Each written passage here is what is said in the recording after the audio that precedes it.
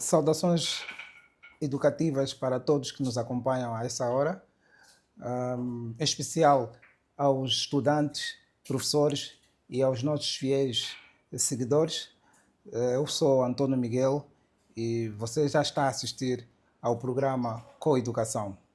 Hoje voltamos ao tema que já tínhamos discutido, debatido numa das edições anteriores, que está relacionado com a cobrança de propinas nas escolas. E para abordar esse tema, convidamos o Dr. Anastácio Fernando, especialista em resolução de conflitos, que vai daqui a pouco falar conosco sobre esse assunto.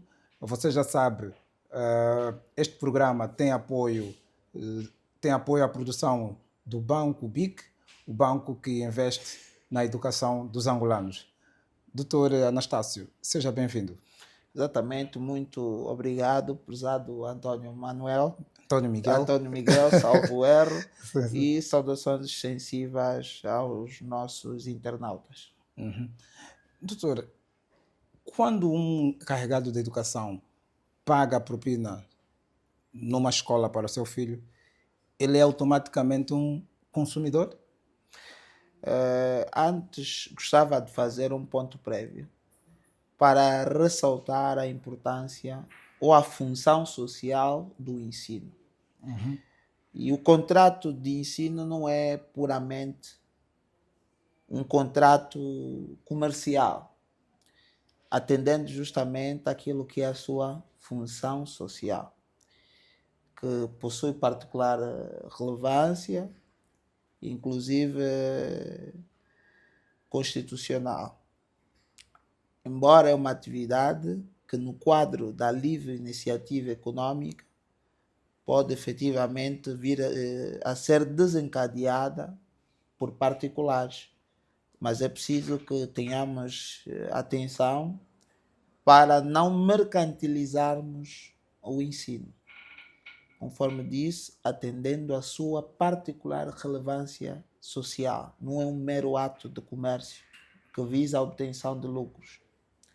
Nessa linha de raciocínio, nós temos estado a constatar um conjunto de práticas que, ao abrigo daquilo que consagra a Lei de Defesa do Consumidor, sem prejuízo de outra legislação complementar, são tidas como sendo abusivas.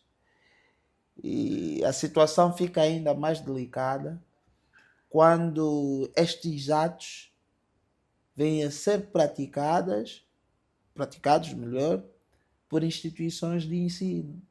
Aquilo que desde os primórdios nós aprendemos serem oficinas de virtudes. É nessa linha de raciocínio, louvamos a iniciativa do projeto Coeducação e nos colocamos à disposição para colaborar, educarmos a nossa sociedade, em particular os nossos petizes. Entrando para a questão, naturalmente, vamos aproveitar também responder a alguns equívocos que foram apresentados fruto da divulgação do conteúdo anterior e que começamos por fazer referência que nós não podemos justificar um erro com outro erro. Okay. Uma questão muito frequente que tem sido levantada pelos cidadãos, mas se isso no quadro da cobrança antecipada, que no caso é uma cobrança abusiva, não é? Exigir que os estudantes paguem a propina antecipada. Isto remonta desde o ato da matrícula, não é? Em que no ato da matrícula é exigido o pagamento da primeira mensalidade. É ou não é uma prática abusiva? Claramente, atendendo a sinalagma do próprio contrato. Isto é, a prestação de serviço é razão para a contraprestação. E qual é a prestação? Naturalmente, é o ensino, que dá margem para a contraprestação, no caso, o pagamento das propinas. Logo, se não houve a partida nenhuma prestação, a instituição não deve exigir que seja paga a primeira mensalidade no ato da matrícula. Mas pode E se o cobrar. estudante entender que deve pagar, pode pagar naturalmente. Aqui alguma obrigação? Claramente que não. Ele pode pagar. O que nós temos estado a dizer é que a instituição não deve exigir, olha, o senhor está a fazer a matrícula, entretanto, deve pagar a propina antecipada de 1, 2, 3 meses. Não deve fazer isso, claramente. Agora as pessoas questionam, mas se as instituições não cobrarem, como é que vão fazer os salários dos seus funcionários? Esse é um problema que nós vamos assistindo na nossa realidade em vários segmentos. E a título de exemplo, nós podemos falar do processo de venda de viaturas ou do processo de venda de imóveis. O que também temos estado a constatar é que as pessoas, ao invés de comercializarem determinada viatura ou determinado imóvel, ou se entendemos tratar por casa, ao valor de mercado, eles comercializam no valor da sua necessidade. Ou seja, aquele determinado bem, do ponto de vista do mercado, não tem aquele valor que circula pela mente do seu titular. Entretanto, passando por uma necessidade qualquer, ele diz, olha, vou me desfazer do carro ou daquela casa. E como ele precisa de 8 milhões ou de 10 milhões de kwanza, 10 milhões de kwanza será o valor da viatura ou da casa. Quando, do ponto de vista de mercado, aquele valor digamos que, não corresponde à realidade do mercado. Por que é que eu trago este exemplo? Porque, na verdade, as pessoas dizem, se os estudantes não pagarem, como é que as instituições vão fazer o pagamento dos salários dos seus trabalhadores? A resposta é clara. E nós devemos olhar para aquilo que é a genética dos contratos dos estudantes às instituições e os contratos dos professores ou trabalhadores ligados à atividade, digamos que não docente, com alguma incidência administrativa. As instituições de por si devem ter um fundo de maneio. Atenção que o vínculo que une ou que liga os trabalhadores e as instituições de ensino e aprendizagem, embora também tenha sido muito discutida, mas vamos trazer aqui a perspectiva legal, é um contrato de trabalho. É um contrato de trabalho. E os contratos que os estudantes têm em relação à instituição é um contrato de prestação de serviço. Ok. Não é? Daí ter reforçado que nós não podemos justificar um erro cometendo outro erro. As instituições à partida precisam ter um fundo de maneio. É como quando nós vamos celebrar um negócio, vamos fazer determinado investimento, na mais das vezes nos é exigido um sinal. Esse sinal, como disse na gíria, acaba por ser uma demonstração de força. Okay. Olha, eu sou capaz de concretizar o objeto deste contrato. Entretanto, faço uma demonstração de força, que é a entrega daquele sinal. Não é? Portanto, as instituições de ensino não podem sufocar os estudantes porque têm a necessidade efetiva de pagar salários. Devem pagar salários, claramente. Os estudantes devem arcar com as suas obrigações, ou pelo menos os seus encarregados, dependendo das circunstâncias em que se encontram, mas sempre num prisma da legalidade, porque nós vivemos num Estado democrático e de direito e que, portanto, funda-se na legalidade. As pessoas não podem fazer aquilo que lhes apetece. Repara que, por conta dessa medida desgovernada, algumas pessoas cobram em termos de multa. Eu, na verdade, para ser honesto, eu nunca havia cobrar o legal. Nós nunca havia cobrar o legal. Nós vamos já chegar nas multas, doutor. Mas queria saber, é normal as escolas privadas fazerem aumento das propinas do valor da propina ao meio do ano, De forma injustificada, sobretudo. se justificar razões de inflação, por exemplo. O que é que acontece? Naturalmente, os contratos prevêem aquilo que é o quadro da alteração das circunstâncias em que determinado negócio jurídico fundou-se. E deve, dentro de um conjunto de princípios, trazer elementos razoáveis, não é? O que algumas vezes tem se constatado é o aumento vertiginoso de determinadas mensalidades. E conforme disse e volto a dizer, não se pode justificar um erro cometendo outro erro, sobretudo com fundamento na necessidade, não é? Logo, digamos que o contrato tem força de lei. É preciso que este, por sua vez, acautele a alteração das circunstâncias e deve acautelar a alteração das circunstâncias, mas tendo em conta o princípio da proporcionalidade, da boa-fé e da razoabilidade. Porque nós não podemos abordar um tema como este, centrado único e exclusivamente na Lei de Defesa do Consumidor, quando existe legislação complementar e mais a autonomia da vontade das partes aqui é chamada à baila. No caso, dentro dos limites legalmente estabelecidos. E entrando aqui para a componente da multa, conforme fazia menção, eu confesso que nunca vi uma instituição de ensino a fazer a cobrança daquilo que é o valor da multa previsto por lei. Geralmente cobra-se a partir de 10%. Uns cobram 20%, outros cobram 30%, outros 40%, outros até 50%. E o que é que diz a lei? A Lei de Defesa do Consumidor, por via de seu artigo 17, parágrafo 1º, de forma perentória, dispõe que sobre essas matérias o valor da multa é de 2%.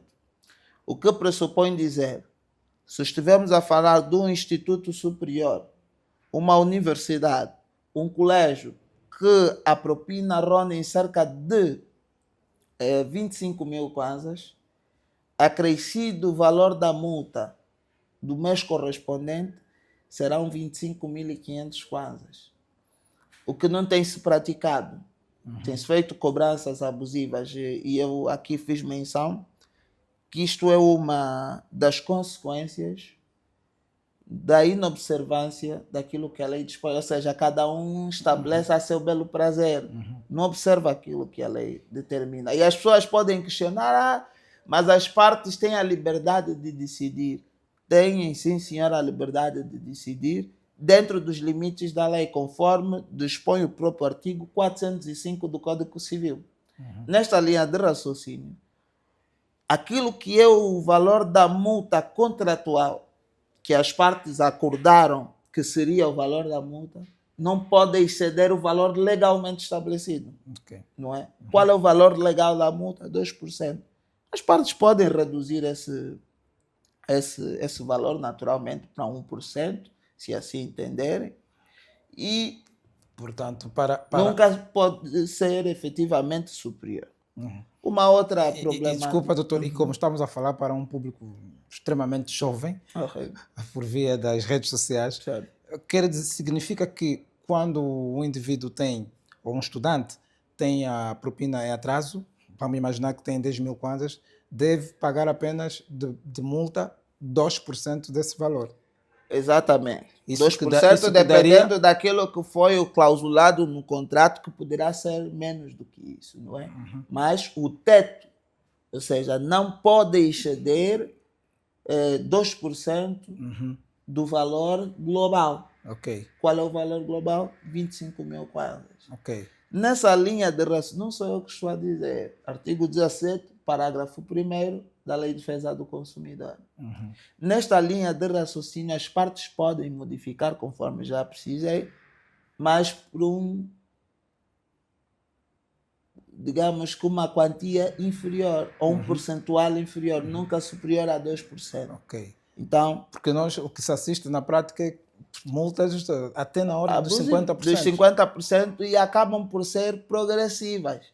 Ou seja, a cada semana vai subindo. Juro de mora. Isso, Com taxa de juros de não mora. é, isso são cobranças abusivas.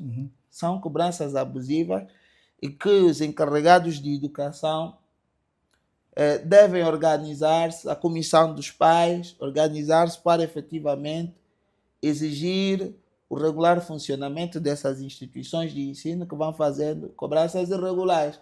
Não é dizerem como tem feito, ele também se calhar já pagou a multa de 50%.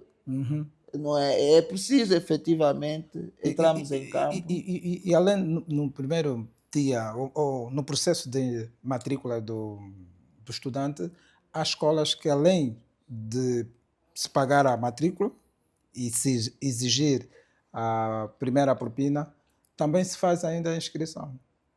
Essa inscrição, paga-se a inscrição e depois a matrícula e depois a propina. Eu já manifestei a inscrição é legal. A pergunta seria se a inscrição é legal. Na verdade, eu já manifestei essa preocupação o pagamento de inscrição por vias oficiais há algum tempo. Sobretudo no ato da confirmação, não é? Porque se há um contrato de anuidade e vamos dizer que a parte não manifestou qualquer interesse numa possível transferência ou outras formas que poderão resultar na cessação do contrato. Nesta linha de raciocínio, é legítimo a instituição exigir que seja feita e acoplada de custo uma confirmação.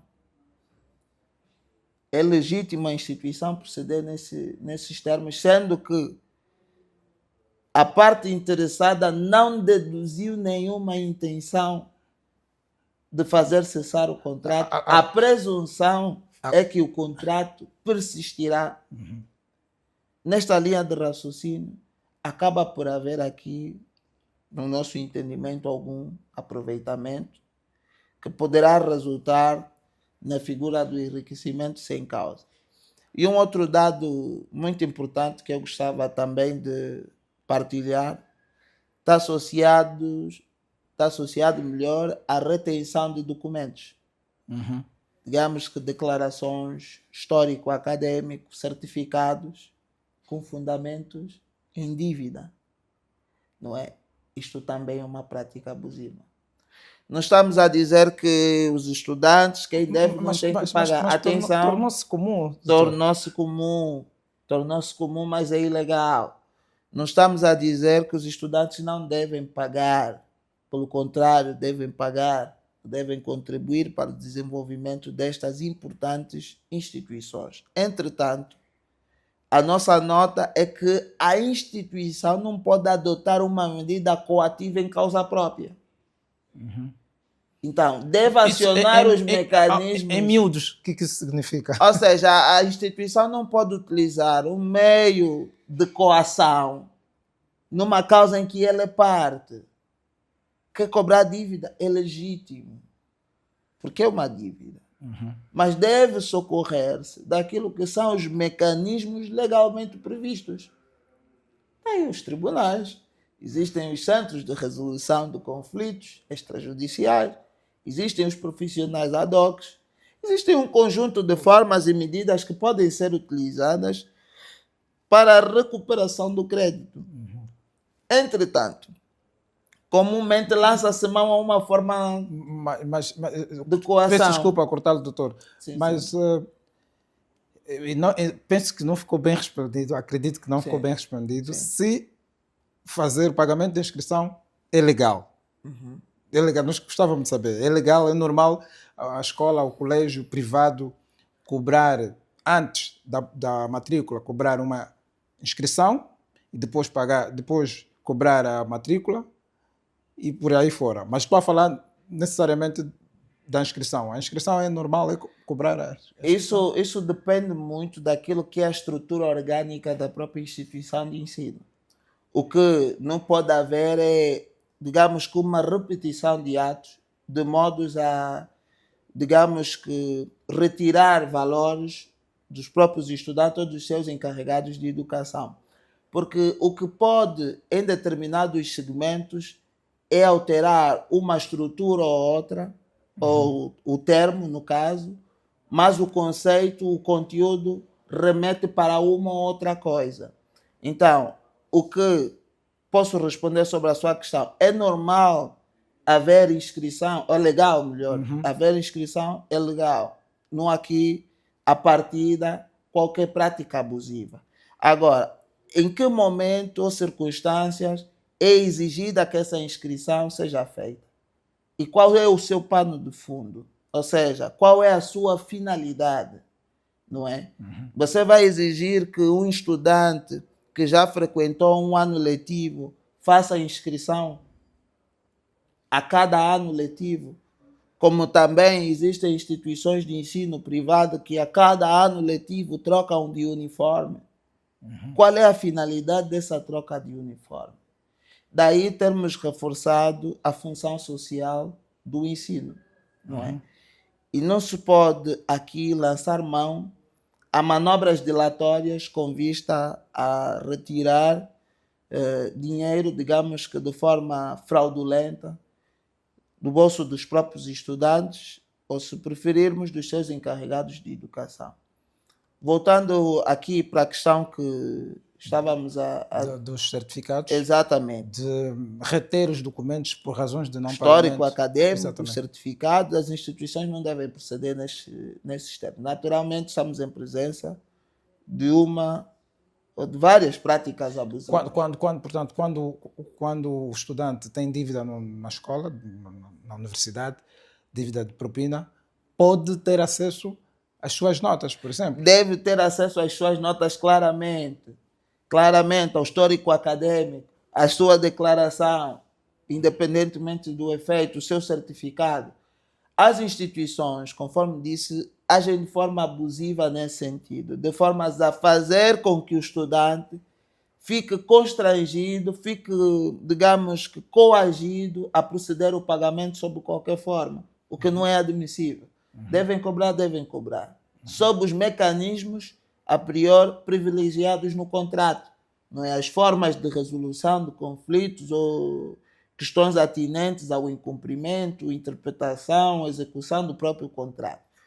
Isto o contrato prevê. Não é? Então, a instituição deve lançar mão naturalmente a processos de conciliação, mediação, arbitragem, que são formas independentes ou autônomas de realização da justiça, que permitem a recuperação do crédito. Okay. Não devem, numa causa própria, não é?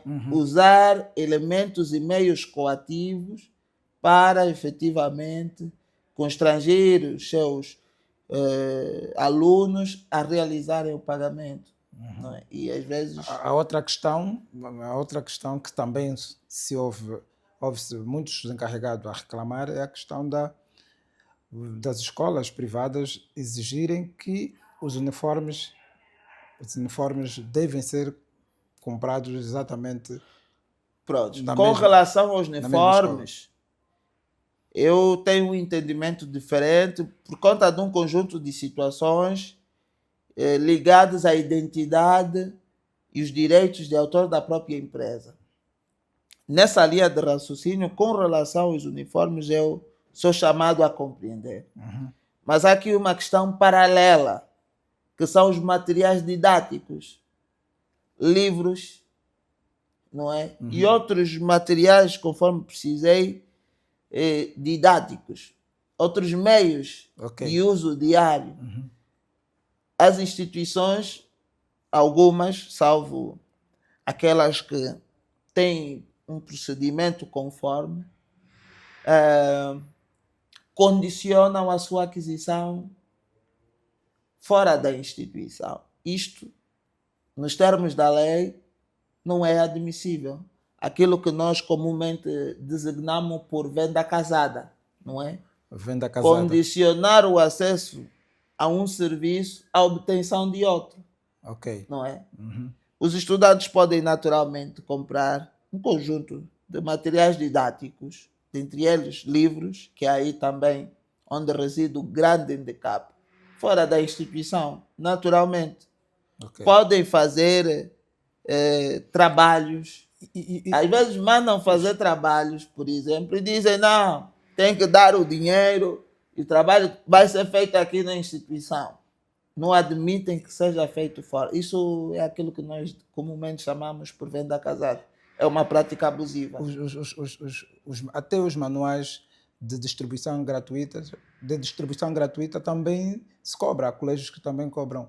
Inclusive, nós vemos a circular em livros que na capa vem estampado claramente que a distribuição é gratuita. Sim, mas há escolas privadas que cobram. E ainda não estou a falar da venda na rua, mas estou a falar mesmo dentro das instituições. Exatamente. Aqui, isso é naturalmente um ato que a expansão da educação deve ser chamada a baila. Quer a nível das instituições de ensino privado, quer a nível das vendedeiras ambulantes. Não é? Ok. Para você que só agora nos acompanha, saiba que estamos a conversar com um especialista em resolução de conflitos, Anastácio Fernando, que está a nos ajudar a compreender os direitos dos estudantes e dos encarregados de educação relativamente ao pagamento de propinas e outros direitos que têm a nível das instituições. Eu sou Antônio Miguel, você já sabe, esse programa tem apoio à produção do Banco BIC, o banco que investe na educação dos angolanos. Doutor Anastácio, e como é que nós já vimos as questões de, digamos, aquilo que são as violações ou a violação dos direitos dos estudantes em várias escolas, que isso é prática, nós temos recebido várias ligações para, digamos, reclamar essa situação. Como é que se resolve esse problema? Como é que se faz com que as escolas privadas, estamos a falar das privadas principalmente, parem de cometer, digamos, de violar os direitos do estudante nesse quesito, como cobrar propinas antes do início das aulas, impedir que o estudante tenha o certificado por razões de dívida de propina? Como é que se resolve esse problema?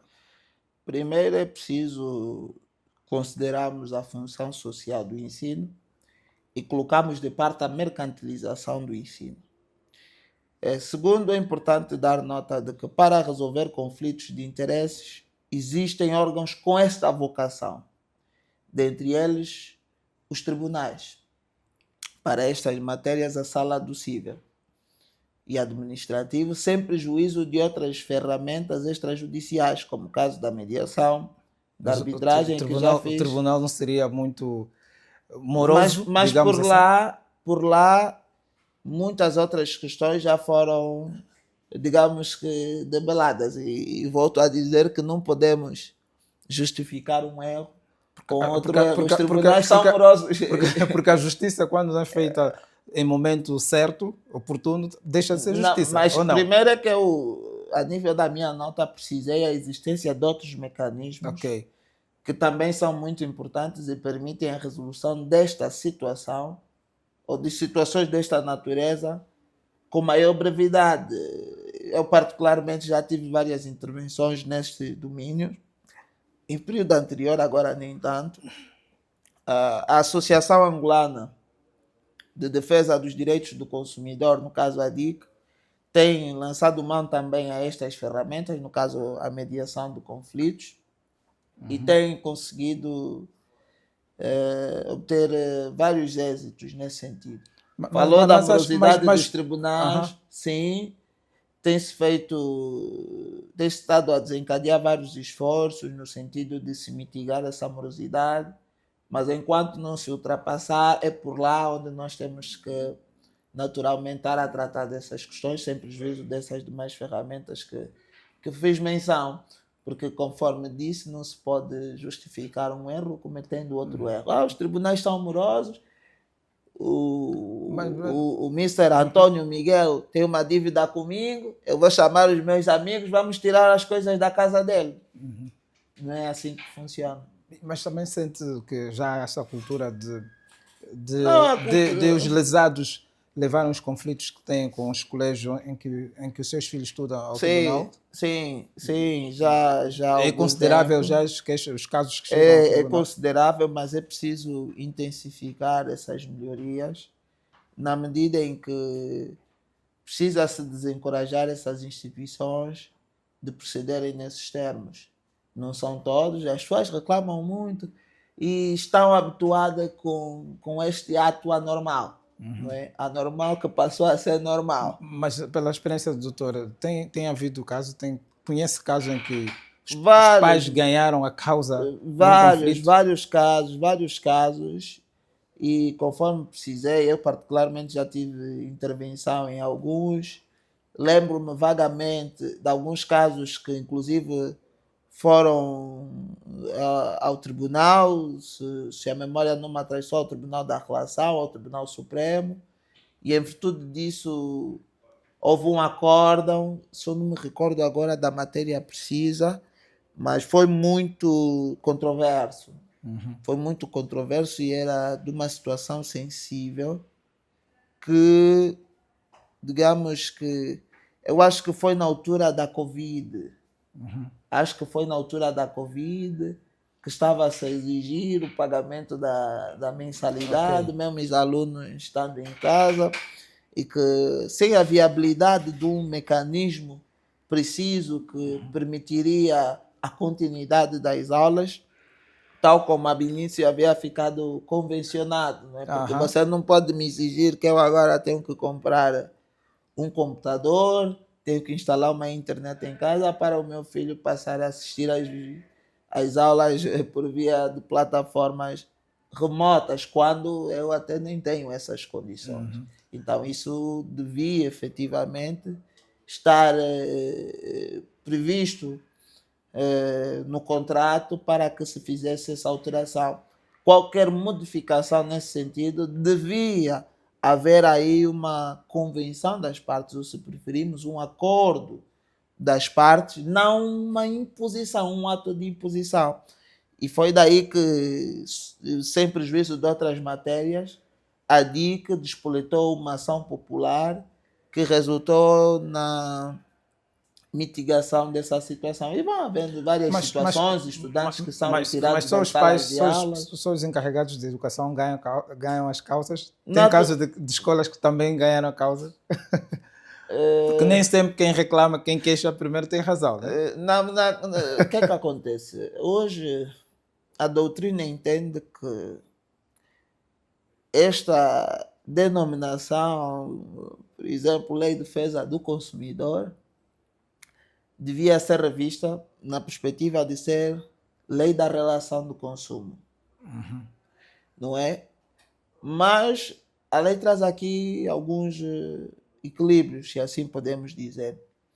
E naturalmente o consumidor é o elo mais fraco da relação. Eu por acaso não tive conhecimento de nenhuma situação de algum estudante que tenha pecado gravemente contra a sua instituição de ensino e que daí houve a necessidade de a instituição de ensino abrir um competente processo. E pronto, a situação é mais casos simples que acabam por ser resolvidos no âmbito da boa-fé, como por exemplo danos que vão ocorrendo nas instituições, partiu vidro, destruiu uma carteira, coisas dessa natureza que os próprios encarregados de educação acabam por fazer meia-culpa e assumem os danos provocados pelos seus petizes. Ok, mas e como é que se resolveria o caso de um estudante que já terminou o ano letivo, já inclusive passa para outro nível do ensino, vamos imaginar que saiu do ensino primário para o ensino a seguir, e não paga os honorários, vamos, passo a expressão, Honorário, a propina, no caso. não paga a propina Aham. e outros custos. Passa um ano, 2 anos e não paga. Como é que Conforme disse, ele ainda tem direito digamos, ter informação? Os pais ainda têm direito de ter aquela informação sobre a situação escolar da criança? Esses contratos, conforme disse, esses contratos devem ser desencadeados no âmbito da boa-fé e equilíbrio do próprio contrato. Entretanto, não houve pagamento o primeiro mês, não houve pagamento o segundo mês, não houve pagamento o terceiro mês. Mas já encerrou o que o ano nós letivo. achamos, No caso que já encerrou o ano exatamente, letivo. o que nós acreditamos ser um período razoável até o terceiro mês, naturalmente, a instituição de ensino que se sentir lesada pode desencadear o competente processo. E os meios ou os caminhos são estes que nós aqui Os apresentamos. mesmos que o São encarregado de múltiplos, educação. naturalmente. Naturalmente. Pode recorrer a um processo de mediação, pode recorrer a um processo de arbitragem, que também manifesta-se por via de um tribunal, ou, por última instância, porque diz-se que não lutes quando podes fugir, recorrer aos tribunais da jurisdição comum, que também, por via destes órgãos, tem sido possível. Porque há propinas para todos os bolsos, há propinas muito altas, não é? Estamos a falar de propinas de 1 milhão de kwanzas, 2, 3 meses, 4 meses, cria espécie, não é? E, portanto, as instituições que se sentirem lesadas, até porque, conforme nós dissemos, têm trabalhadores, têm que honrar com os seus compromissos, podem lançar mão a essas ferramentas. E, aliás, nós não estamos, naturalmente, contra as instituições, podem socorrer-se dos nossos pares. E aí nós, naturalmente, imbuídos de um conjunto de princípios, dentre eles a imparcialidade e a independência, quer enquanto facilitadores no âmbito de uma negociação, quer enquanto tribunal no âmbito de uma arbitragem, daremos o competente tratamento caso a situação justificar e nós sejamos legalmente indigitados no processo. Porque também, às vezes, esquece que, pronto, como disse o doutor, que os colégios, as escolas privadas são empresas e têm necessidades de... São empresas especiais. São empresas especiais. São né? empresas especiais que não também visam... têm custo, tão tem custo de produção. São empresas especiais que não visam tão simplesmente a obtenção de lucro, não é? Exatamente. E trabalhar na formação do homem novo. Exatamente. Mas... E é preciso destacar-se pela diferença, não é? E procurar sempre com bastante ponderação resolver essas situações de forma equilibrada. Eu tenho aqui mais uma pergunta, doutor. Que provas o encarregado de educação deve juntar desde o início do ano para se proteger do contrato, por exemplo? Como é que ele deve agir para se proteger no final do ano letivo? Antes de responder, eu gostaria de compreender em que sentido ou alcance essa proteção deve incidir, ou seja, proteger-se em que medida e em que? De eventuais, por exemplo,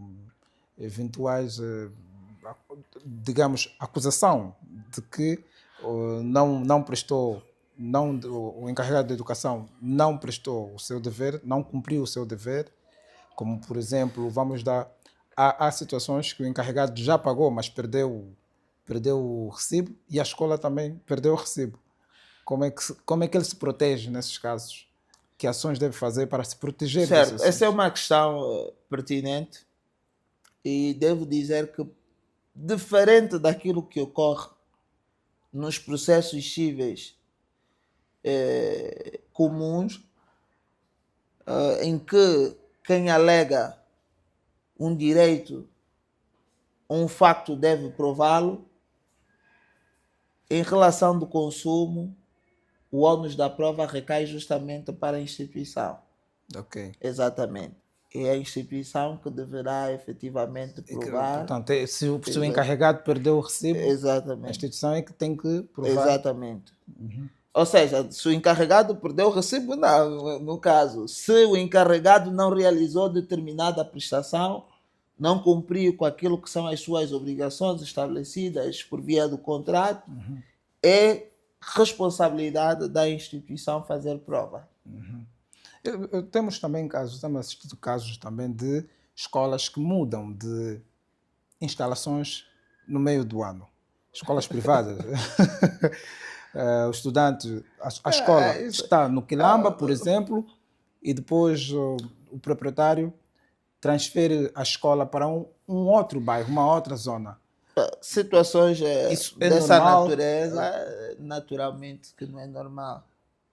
Salvo se houverem razões supervenientes, ou seja, situações de força maior que inviabilizam a continuidade dos serviços naquela instalação. Entretanto, poderá gerar, muito provavelmente, possíveis compensações ou até indemnizações. E as instituições devem proceder com bastante Mas segurança. Por isso é que eu disse que elas precisam ter alguma estabilidade de princípio. Precisam fazer aquilo que eu no princípio designei uma demonstração de força. Precisam ter meios próprios. Você não pode abrir uma clínica e depender de forma específica para as questões medicamentosas daquilo que será o pagamento dos próprios pacientes. Não é? Poderá haver grande falha, grande ruptura de estoque. Não é? É impensável isso. É preciso que as instituições tenham meios próprios para que, por si só, consigam caminhar e aquilo que será a prestação dos seus utentes será um complemento. Ok. Nós estamos próximos, praticamente no fim da nossa conversa com o Dr.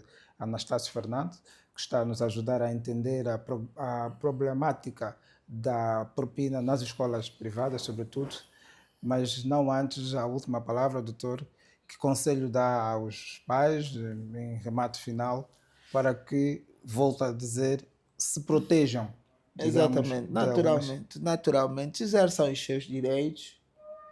Daí ter louvado a iniciativa do programa Coeducação, ou do projeto Coeducação, que nós encorajamos vivamente a prosseguir, porque este é o caminho, é educando as pessoas, é ensinando justamente sobre aquilo que são os direitos, liberdades e garantias fundamentais.